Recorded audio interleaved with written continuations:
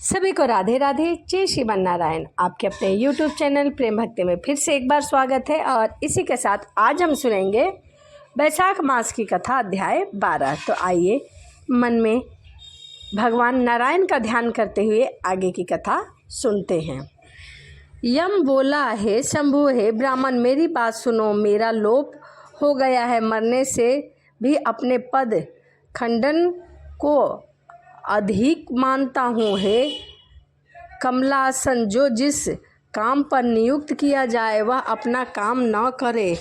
जो अपने स्वामी का धन खाता है वह काठ का कीड़ा अर्थात घुन बन जाता है। जो प्राग लोभ से राजा के वित्त को बिना काम खाता है वह भी पाप का भोगी होता है। इसीलिए अपने कार्य को हमेशा ईमानदारी से करना चाहिए। जो कार्य नियुक्त हो उसी कार्य को करना चाहिए, न कि कार्य से गद्दारी करना चाहिए। सो हे देव, मैं आपकी आज्ञा अनुसार प्रजा के धर्म का साधन करता हूँ। पुण्य करने वाले को पुण्य कर्म से और पापी को पाप कर्म से भली भांति विचार कर धर्मशास्त्र के जानने वाले मुनियों द्वारा संकल्प के आदि वर्तमान में जो यातना है मैंने दी है। हे प्रभु, अब आपके नियोग को करने में असमर्थ, क्योंकि कीर्तिमान राजा ने पृथ्वी से अपना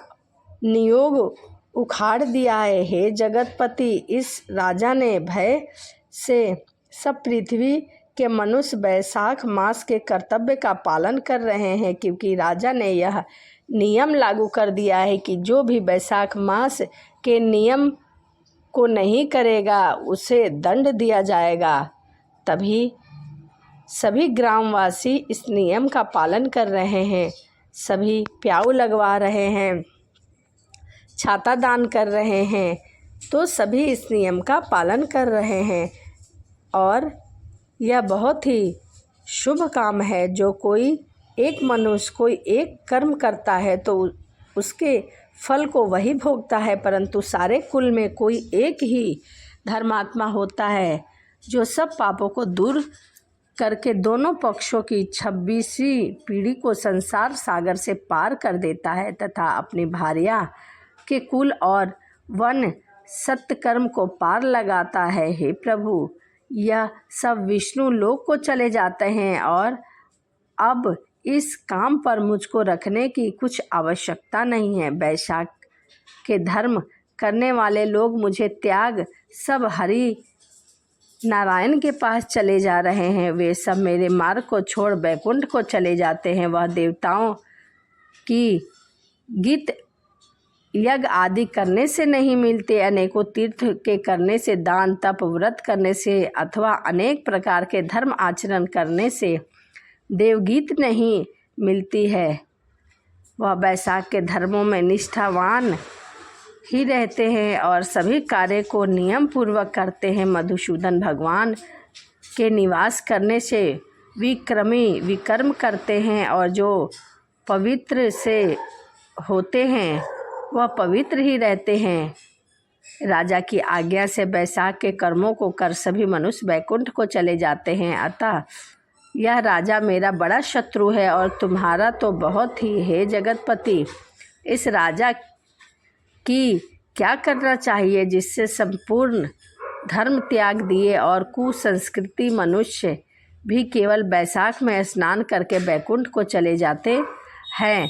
उसी राजा को लोकपालत्व मार्जन किया है। केवल माता को क्लेश देने वाली संतान से क्या फल है।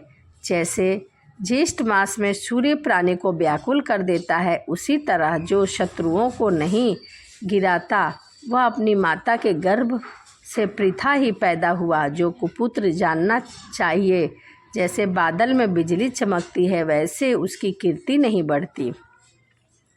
जो कुछ विद्या बल से अपने पिता का पाप से उद्धार नहीं करता, जो पुत्र धर्म अर्थ काम से विमुख होता है, वह इस संसार पर केवल माता के उदर रोग के तुल्य है।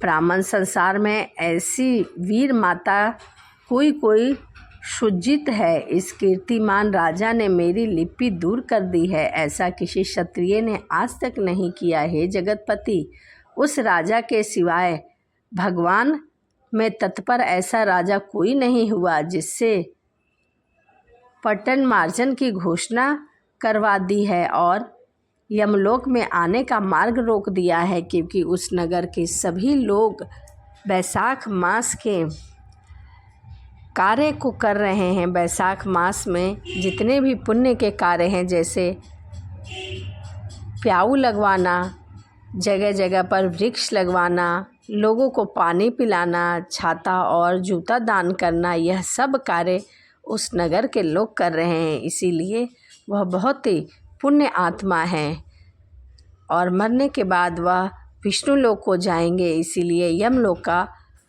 दरवाज़ा बंद कर दिया गया है। इतनी पुण्य आत्मा मैंने आज तक कहीं नहीं देखा जो पूरे गांव के लोग बैसाख मास के पुण्य को कर रहे हैं और राजा करा रहा है।